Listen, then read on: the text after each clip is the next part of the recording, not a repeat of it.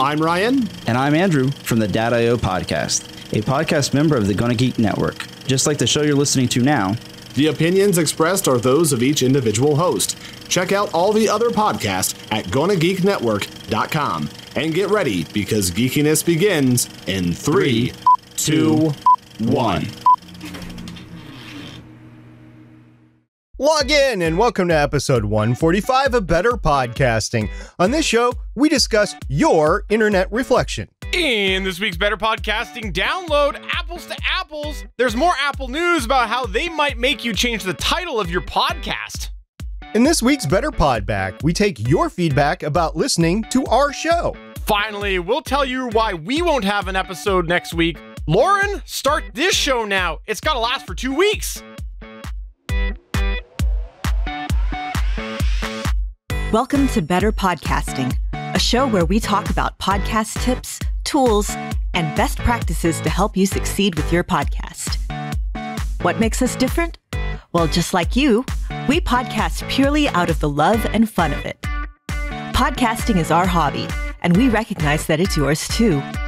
We always encourage your questions and feedback, and you can find all of our contact information at betterpodcasting.com. Here's your host for the show, Stephen John Drew and Stargate Pioneer.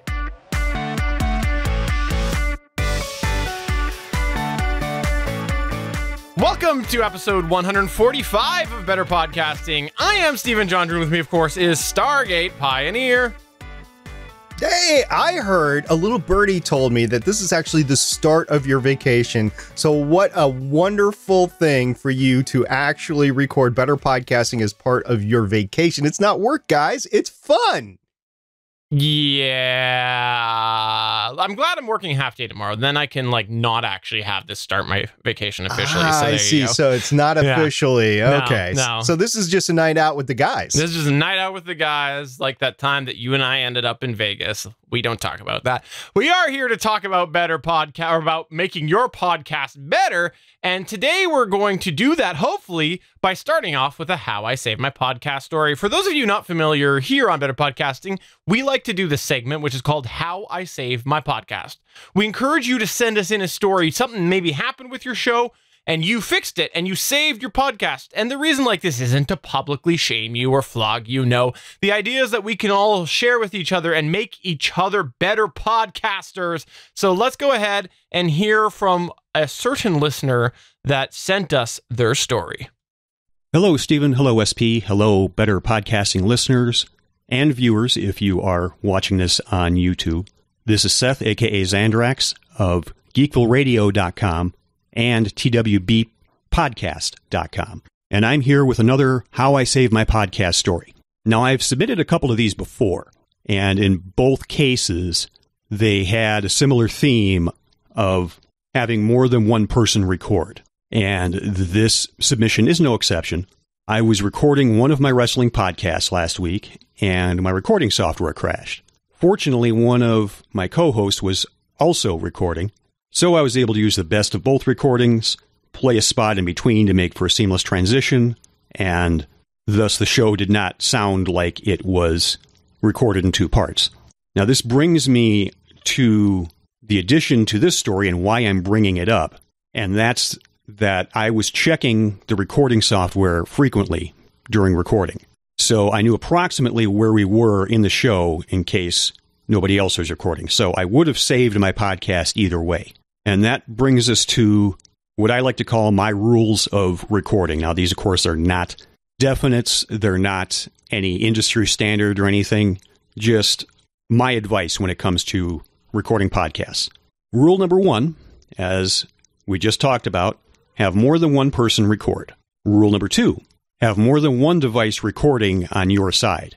Say maybe software for recording directly into the computer, and maybe some sort of hardware recorder, such as a Zoom product, for a separate recording. It's what some techie people would call redundancy, or multiple points of failure, instead of a single point of failure. Rule number 3, check your recording software regularly to make sure it hasn't crashed or for whatever reason suddenly stopped on you. Ran out of space or something like that. And finally, rule number 4, make sure there are no sharks nearby. That way you won't have to risk losing your equipment when you're fleeing from a shark. So in review, rule number 1, more than one person records. Rule number 2, have multiple devices recording. Rule number 3, check the recording regularly. And rule number 4, no sharks.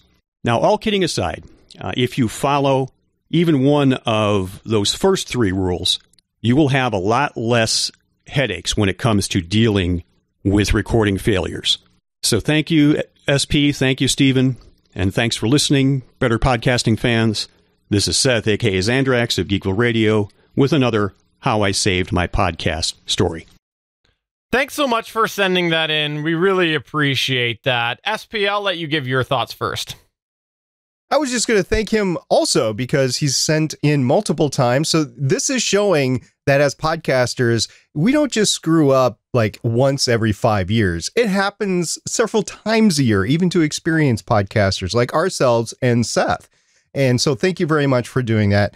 And then also, he mentioned a few times checking your recording software, which if you're using software to record, I definitely would do that. Now, we would call that monitoring. Both Stephen and I monitor our recordings on our hardware recording. So that's how we do it. But if you're doing software recording, definitely I would check that every once in a while. Matter of fact, a friend of mine runs a podcast and they do their podcasts in segments. They use software recorders so that when they end a segment, he actually goes back and spot checks the recording and in the segment just to make sure that they're good so that they actually have a good recording. So that's one way to do it. And then also he said, record multiple people, multiple devices. I think that's exactly what we do, Stephen, but we would call that backups. Yes. At least that's what I would call. And he just calls it different things, but in a sense, it's backups. So I agree wholeheartedly with his entire rules of recording, even including don't record near sharks, because I wouldn't want to record near sharks because then your equipment would get wet and it would get ruined.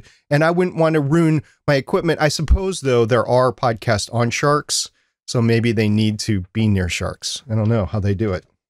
You know, I have to say that last one hit me hard. The reason why is because I actually have a to-do list that I've actually got right here. And on my to-do list, number 1 actually says a shark podcast, and number 2 is replace SP with a shark. So unfortunately, that means that the whole thing is gone. Thanks, Seth. So have you actually got shark repellent if you're going to do a shark podcast?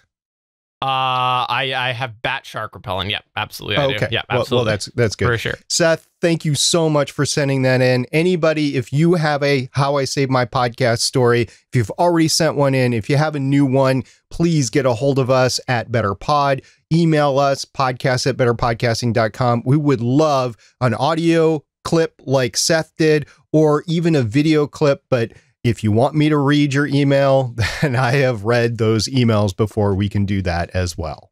Well, let's go ahead and move on to our featured segment.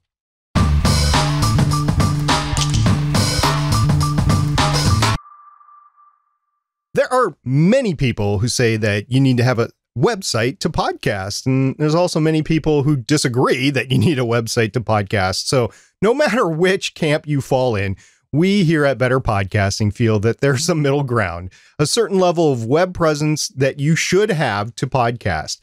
Today, we're going to discuss the basic best practices for internet presence when you've got a podcast, including several key areas of the World Wide Web, or the WWW. This would include such areas as file availability, RSS details, contactability, social media, and then miscellaneous bits and pieces. So we're going to start out with file availability. The number one thing that you need is a way to have your podcast file hosted. No matter which way you go, we think it's important that your file hosting is available to as many people as possible. For example, hosting on a questionable web place may cause users, whatever that web place is, may cause users to receive blocked messages when they try to download your podcast. But besides that, it'd also be good to make sure that the URL and file does not seem questionable, basically giving the users or the potential listener an indication that it might be a virus. You don't want that to happen. You should also make sure that you're hosting on a place where the URL of the podcast won't change. This makes it really hard to grow your web presence if URLs of the page or the podcast are constantly changing. Reliability is also a concern because you want your file served up anytime it is called for. However, we understand even with the bigger websites like Facebook or Reddit that they do experience downtime. So maybe you shouldn't expect 100% uptime, but you should expect something close to 100% uptime. Absolutely, because that would be super crummy if all of a sudden your listener was trying to get your file and it wasn't there. So absolutely. Other area of your web presence that you want to think about is actually your RSS feed. And this is becoming more and more important. In fact, we spoke before about how Google is indexing RSS feeds. This was a highly discussed topic before. Well, the results are in. They are definitely indexing your RSS feed. In fact, last year, I may have possibly broke some news within the space, wrote a couple articles, and people went, oh yeah, they are. If you go to geeks.link/Google RSS, you can see that, or betterpodcasting.com/81, where we talked a little bit about both of these things and how it's happening with Google and indexing your RSS feed. And because of this, you have a lot of different things pulling from your RSS feed. And that's why it's quickly becoming one of your key pieces, not only of your podcast, but of your web presence. Because if you have a bunch of different websites pulling information from that RSS feed, for example, your description, then that's going to show up in all of these different places around the web. So you want to make sure you have your description accurate, concise, and easy for people to understand what your podcast is about. Because that would be really, really crummy if you had something in there that was just like temporary and all of these other websites pulled it from your RSS feed, and now that crummy description is everywhere. You should also be conscious of how those RSS elements may show to users. For example, using an HTML code in the body of your description or somewhere in your RSS elements may cause problems and visual issues if a site pulls this incorrectly or doesn't display the HTML code or the specialized formatting, basically, of your RSS feed or anything, any element within the RSS feed.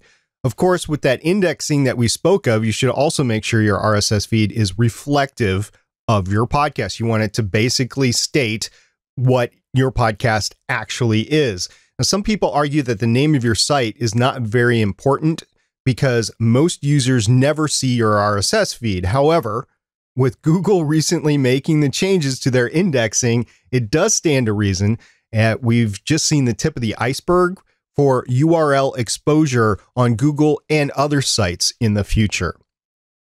Getting back to the appearances part we spoke about with the file availability, how do you think it would look if your URL was sjpdp.mediahost.url instead of stevenspaintdryingpodcast.mediahost.url? The former is vague, and quite frankly, it reads like a license plate that you got to figure out, while the latter shows exactly what it is. We're not saying that you need to spend countless of hours stressing about this, but since Google is indexing RSS feeds, now to start off with, it's worth considering what your URL of your RSS will look like and its importance. The next thing that we want to talk about here briefly is contactability in the world of web. That's right. We think this is a super important element of having a web presence if you have a podcast. You want to make sure that your listener can easily contact you if they need to. This is why whatever version of a website you set up, you should embrace it. Even if it's just as simple as that one simple page on your media host, make sure that that one page makes it easy for people who come to your website to see your main contact methods. This should definitely, we think, include your email. After all, if someone's viewing your website, they're already on something that the odds are they can email from. So make it easy for them. You should include any other social media that you might have, and if you can, include other ways to subscribe. We're not actually saying that you actually need to be listed in a plethora of different places, although it is beneficial, but we're saying if you do have yourself listed, try to put these on your website because, again, users can easily hop over. You've already done the hard work. You've got them over to your website somehow. Make it easy for them to now go ahead and get in touch with you, contact you, or subscribe through their preferred method. Embrace the fact that you have somehow conned them into your website. Embrace it. And also remember that iTunes, and I will say iTunes, desktop version, or Apple Podcasts is not the sole place to send people to because not everybody has an iPhone or iOS device. So make sure you're diversifying what you are sending people off to, what sites you are sending people off to, so that they can actually subscribe on the device that they're using and listen to your show that way. And ultimately, even if it's not the prettiest thing in the world, make it easy for users to reach out to you, get with you, whatever, when they're already on your site. Having them there is accomplishment. Capitalize it, just as Steven said. Also, I want to throw out a little pet peeve. This is more for an about section than a contactability section. But if you don't know who you're contacting, that's an issue for me. So make sure you have a short bio of the main people that are involved in your podcast, either on the contact page or on an about page, one or the other. You can't imagine how many new podcasts that I've gone to and I've tried to figure out who's who on the podcast and send them an email or a tweet or something like that. And I have no idea who I'm talking to. If you have that short bio of the hosts, the producers, what the main people behind the show, then it makes it easier for somebody like me to contact you. That's why I outsource all of my email. I have someone else respond to it. We know, it's JS. All right, so we briefly touched on social media there. Now, what do we think are the basics for social media web presence? Well, while we do think there are benefits, this is going to be blasphemy to some people, but we actually don't think you need to be active on social media as the basic starting point. We've said before that it's very hard to start a podcast and very time consuming, especially when you haven't done a podcast before. So for some podcasters, we think that trying to launch a show while also launching with a very active social media could be the difference between continuing on podcasting or pod fading.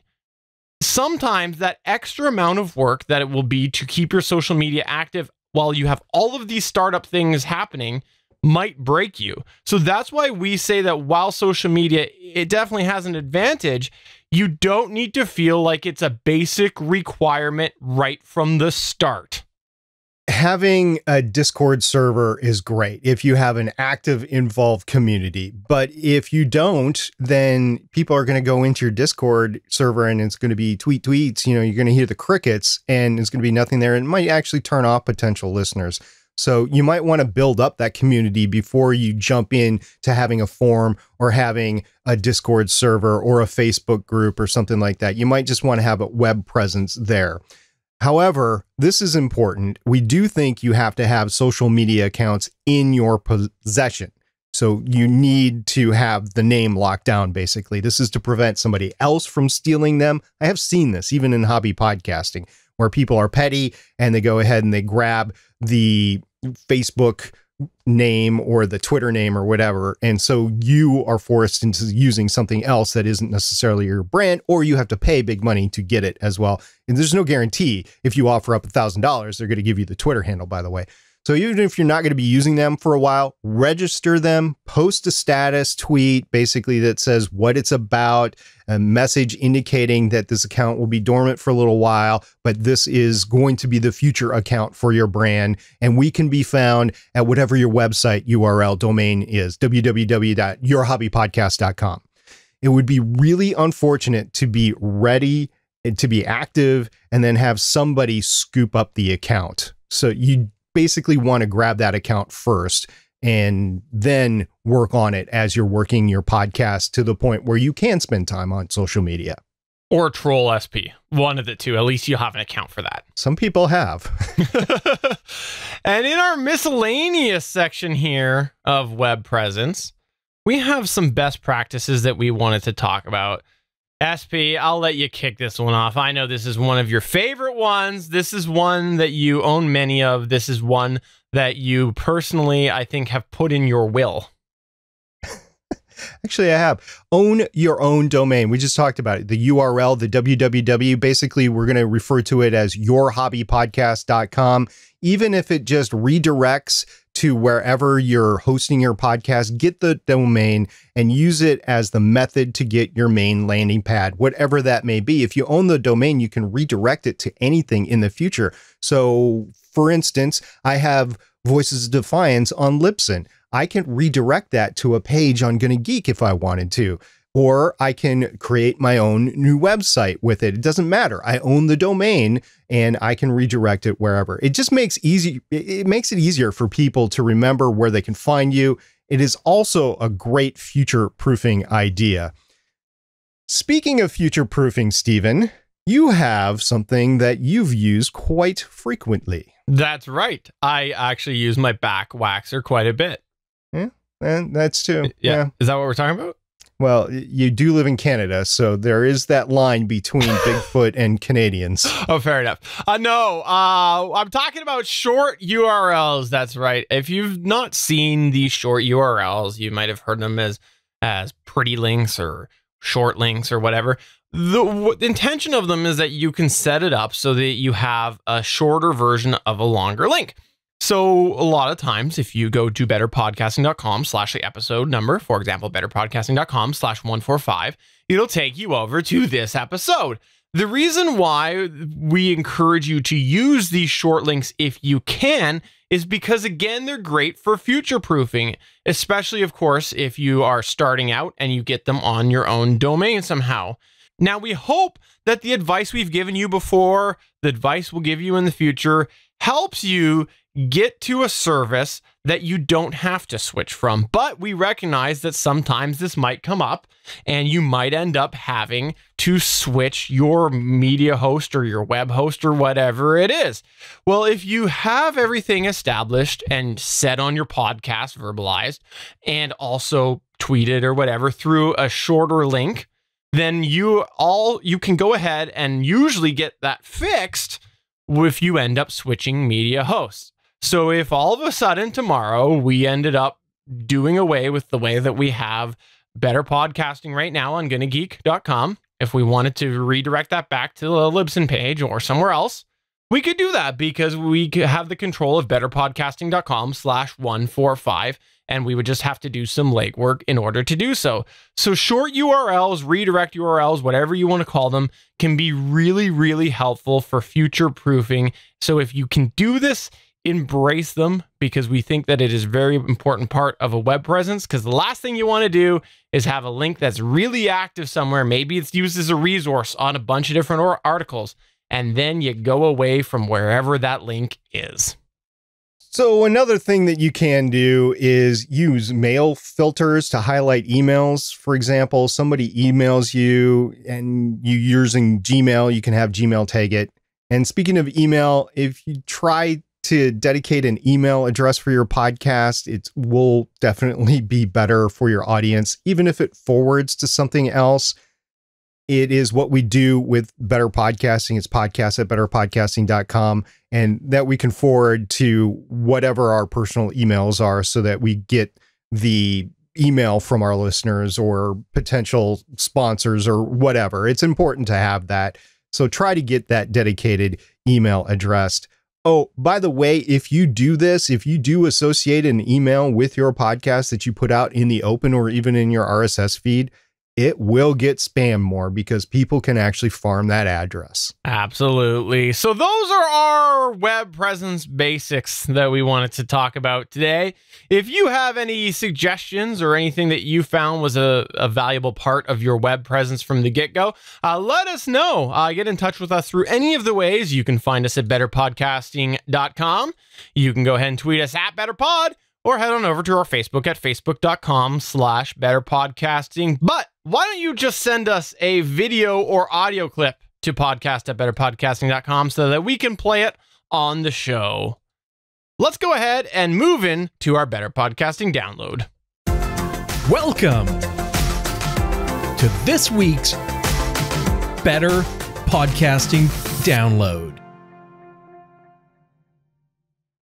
There's been a lot of discussion over the past few days about something new that Apple's doing. Now, last week we talked about the fact that applepodcast.com was down and that, or podcastconnect.com was down and nobody could submit a new podcast. The next day after we recorded that, it came back up and it is up and running for everybody now. So if you were waiting to submit your podcast, you still have not submitted your podcast and you are waiting to do it, now please go and submit your podcast to Apple Podcasts. It is on there.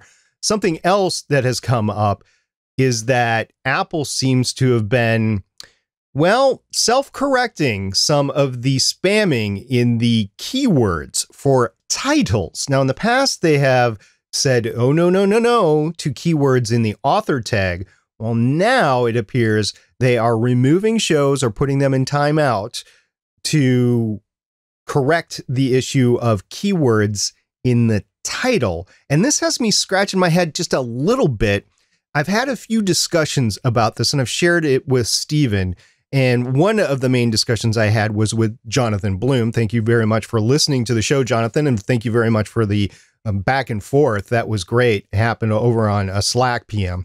And basically, he asked if we could cover this on the podcast. And I thought it was such a big deal. We're going to take an entire download and we're going to go down what we know, which isn't much. But I will caution you, if you have keyword modifiers in your title, and I'll give you an example, a personal example.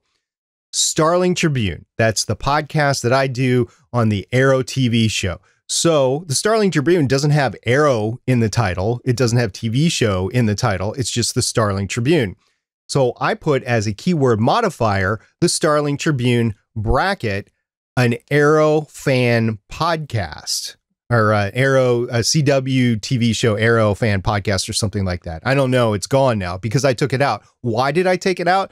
Because I'm scared of being delisted and having to go through some sort of adjudication process to get that podcast back in. So to me, it made more sense to take it out. I also did the same with Legends of S.H.I.E.L.D. and Legends of S.H.I.E.L.D. Longbox Edition. As it turns out, Voices of Defiance didn't have any modifiers in it, so I didn't do anything with that. And Better Podcasting has never had any keyword modifiers in it. I wouldn't have changed that without consulting with Steven, but we didn't need to.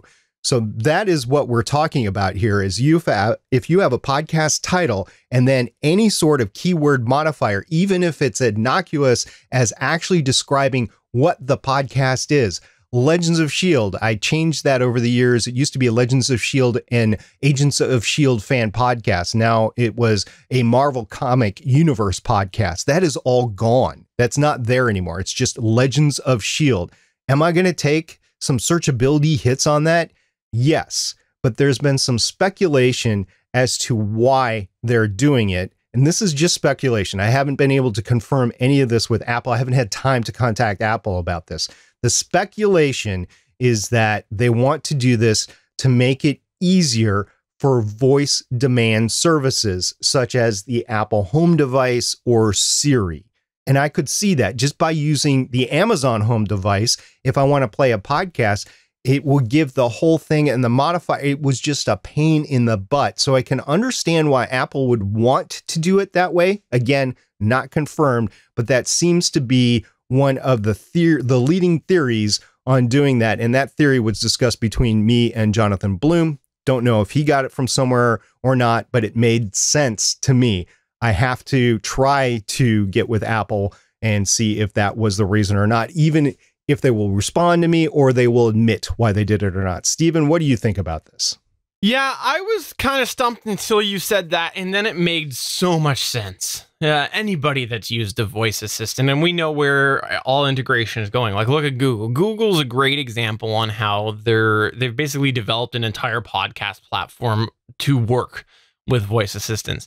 And if you've ever had a very challenging, long-winded title with your voice assistant, you know how much of a pain it is to hear it go, would you like to play Steven's Paint Drawing Podcast of Doom, an official paint drawing podcast, the best paint drawing podcast? Like, it just goes on and on and on, and it is really, really old. So I think it's actually not a bad theory. I think there also could be a whole searchability thing where they're just trying to, you know, stop people from stuffing those in the title so that they can actually better use the title, so that if someone is trying to find a specific podcast itself, not necessarily on a genre, but more so they're actually trying to find a certain podcast, they can identify that a little bit better, maybe do some algorithms to help cross-reference and things like that. I don't know. It's interesting to see that this happened. The biggest frustration that I have is I'll just pull up my email way back to, what was it? May 29th of 2018, when Apple Podcasts sent me a message about switching to a secure RSS feed. That's right. This made the rounds back in May of 2018 because they just sent out an email and it encouraged people to switch to a secure RSS feed because in the future it would be required in order to access podcast analytics. So why aren't they embracing that now and sending out information? If this is even a practice that they've started to do, why don't they send it out and get people? Then they can get people to do the legwork for them, because there'll be good apples like USP that will go in and make the change rather than them having to try to hunt it down. It's bizarre to me. If you're going to start doing this, send out the darn email and you'll have people do it.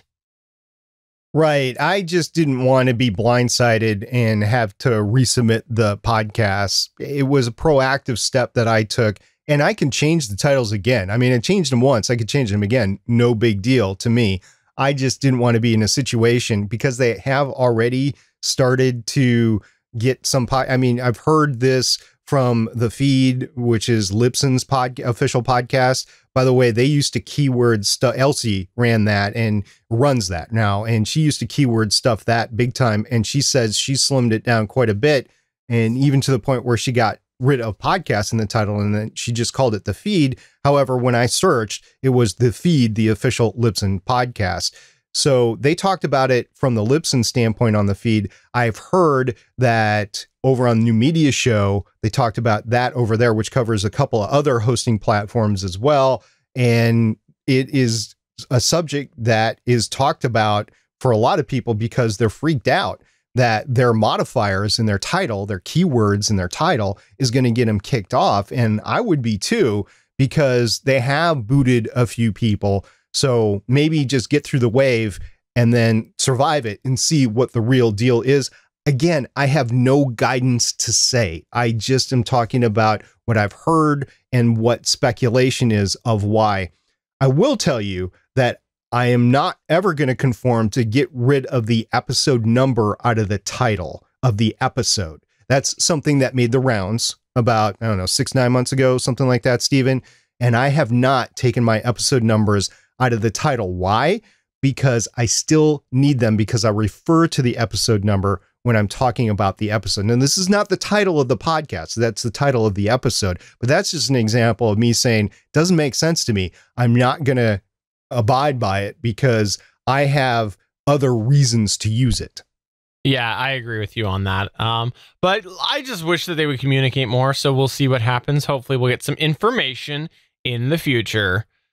Well, let's go ahead and find out what you had to say this week about your podcast or about our podcast. Which was it?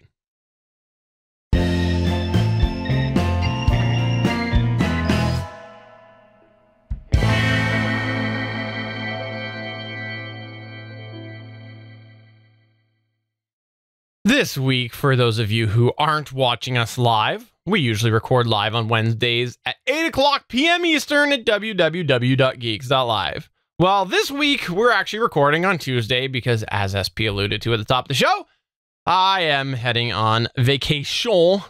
That's the official way to say vacation, is vacation. And so we're recording on Tuesday. And so we tweeted that out, and we had Diami Palaki say, record when you can. Life gets in the way sometimes. Absolutely. And Yami, I have a feeling that you know that a lot from your crazy drunken woodworking conventions that we've talked about before on the show. In Juarez or Tijuana? Where are they? I think it was Tijuana, right? I think it was Tijuana. Yeah. The bad seeds over at those woodworking conventions. A lot of tequila.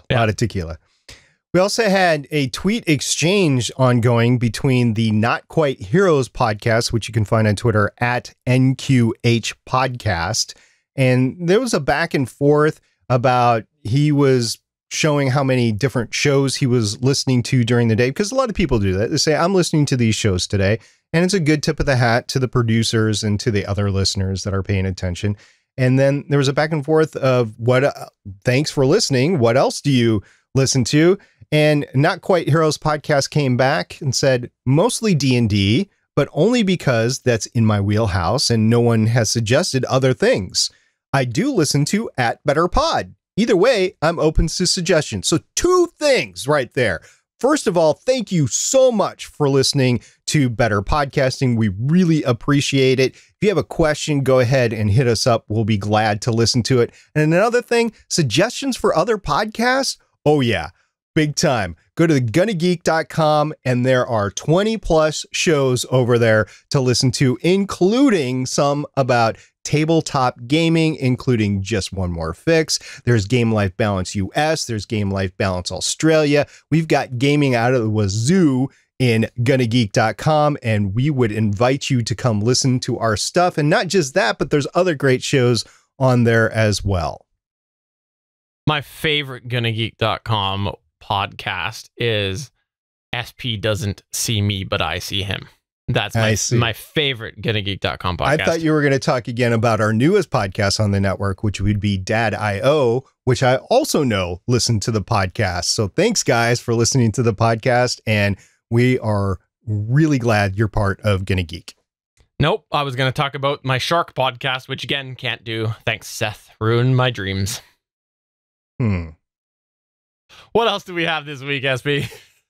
Well, actually, over on YouTube, on our Gonna Geek Gear channel, remember that little test that I did, I don't know, 9 months or so ago, when I was plugging that Rode Procaster into the Zoom H5 just to show that it could drive the Rode Procaster just fine? Well, there was a comment on that video asking, what kind of pop filter are you using? Where did you get it? And again, I was using the Rode Procaster at the time. I'm back on the Electro Voice RE320, which is in front of me. And coincidentally, the pop filter is the same pop filter. It's not the exact same pop filter because I bought a new one for the Rode just in case I had to ruin the other one to make it work.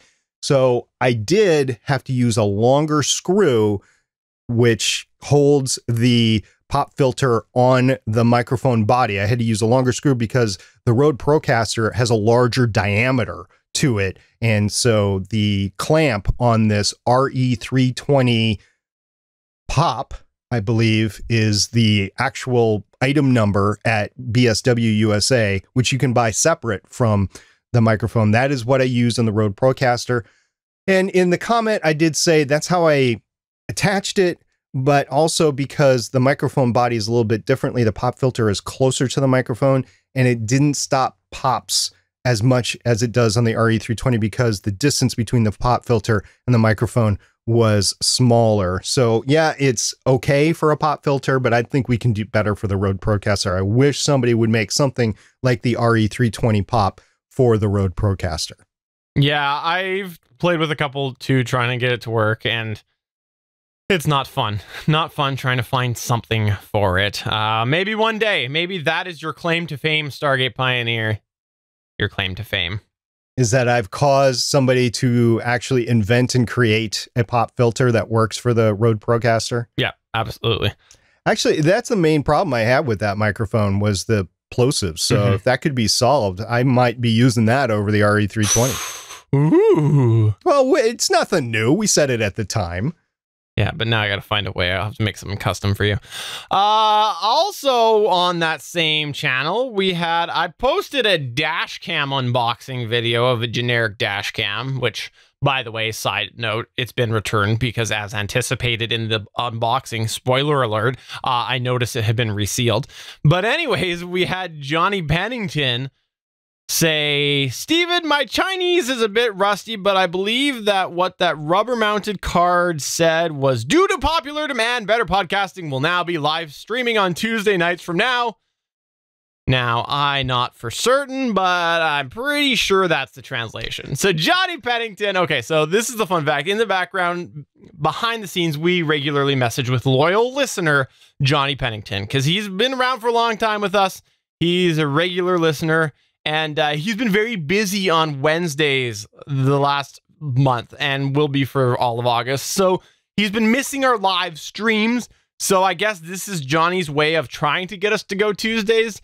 Don't think it's going to happen, Johnny, because I really like my Wednesdays, because, quite frankly, I need a break between Stargate Pioneer for a day, between Mondays on the Gonna Geek Show and Wednesdays. Can I have a break from Stargate Pioneer? No, you may not.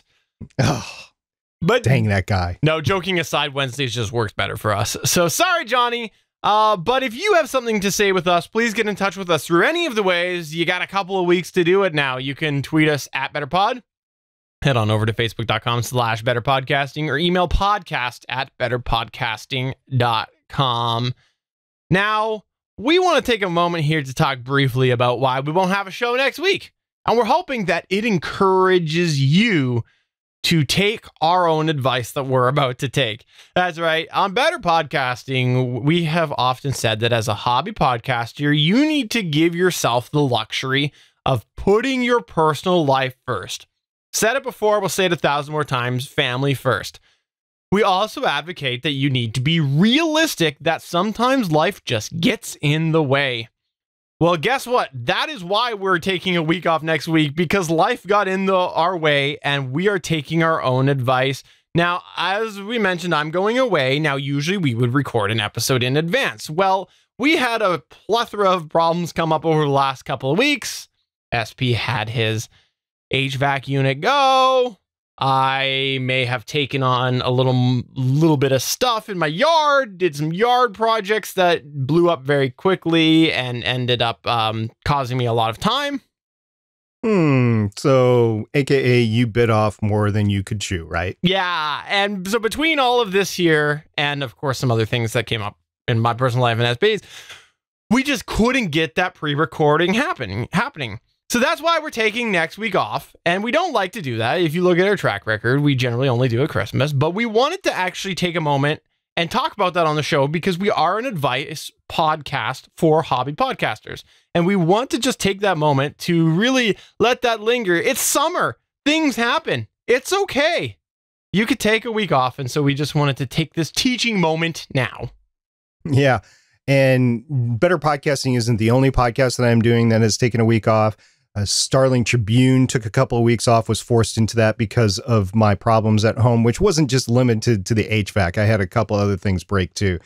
And then the Legends of S.H.I.E.L.D. podcast, we put that on hiatus for a couple of weeks too, but was just talking with the girls today. We're going to come back either this week or next week. So things are starting to normalize for me, but all this meant that we couldn't pre-record the Better Podcasting episode. So between Better Podcasting, Starling Tribune, and Legends of S.H.I.E.L.D., those all suffered because of the issues. Steven was able to keep going with Gonna Geek because we have some amazing guest hosts. But this is an example of, well, we're going to take a week off because we're going to take a week off. And it just happened. We're hobby podcasters. It happens from time to time. Absolutely. So if you want to check us out during our live recordings, our next live recording will be on Wednesday, September 5th. We encourage you to come over at 8 p.m. Eastern at www.geeks.live. And if you missed out this week in the chat room, well, we had quite a few different people come by, including Suncast, who had actually said that the secure RSS feed requirement was what officially made him move his feeds off of FeedBurner. Thought that was a really interesting thing that we would highlight here. And absolutely, FeedBurner is antiquated. It is. I wouldn't recommend FeedBurner to a new podcaster. And there was a bit of a singing show, somebody singing pre-show, which you missed out again. If you didn't watch live, you missed out. And it was Stargate Pioneer. And so Johnny Pennington actually said he needs the RE20 for the bass singing. So Johnny Pennington found his way finally to the chat this week. That's right. Johnny Pennington usually emails us. So Johnny, welcome to the world of Geeks.live. You know, if I was going to maximize my voice with a microphone for bass singing, I probably, the stable microphones that I have in my studio right now, the Audio-Technica BP40 would probably be the one that I chose. No. So we'll be checking that out later this year. I keep teasing that, and it's still coming. The BP40 is going to make its way back onto my microphone mount. For sure. And finally, before we close, this will be a double feature for some of you people. But for those of you who did not listen past the post show last week, we don't want to leave you in limbo. That's right. Last week, we talked briefly about the fact that one of us discovered the Blue Encore 100 first. And we got that answer post show last week. And we did put that in the episode last week. And I'll let SP say who it was.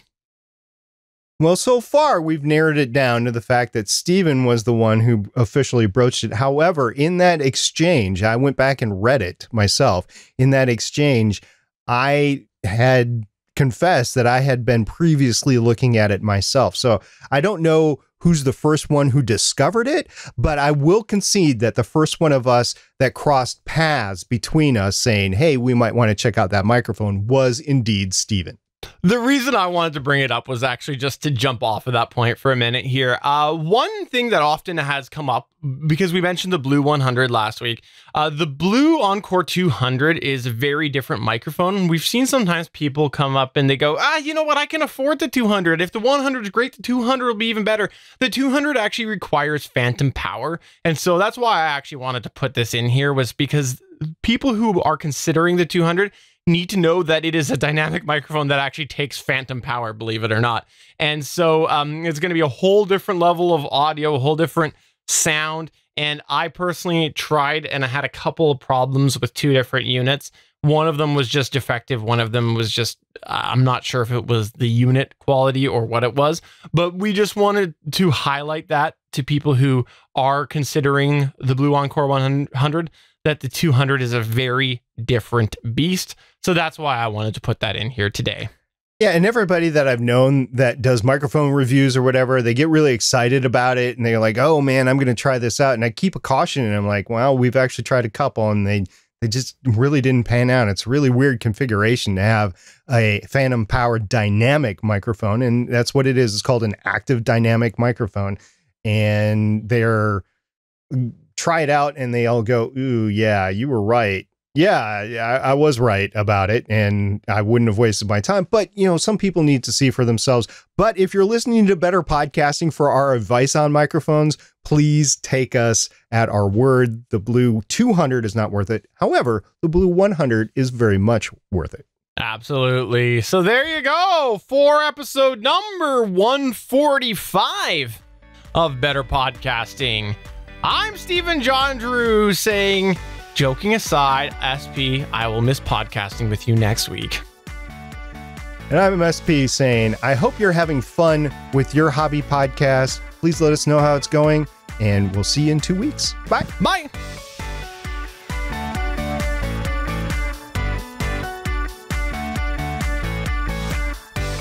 Thank you for listening to another episode of Better Podcasting. We want to hear from you. You can find all of our contact information at betterpodcasting.com. If you like the show, please consider giving us a 5-star review in iTunes. We encourage you to check out all of the other geeky podcasts available at GonnaGeekNetwork.com. This has been a Gonna Geek production. Thanks for listening, and we will see you again next week.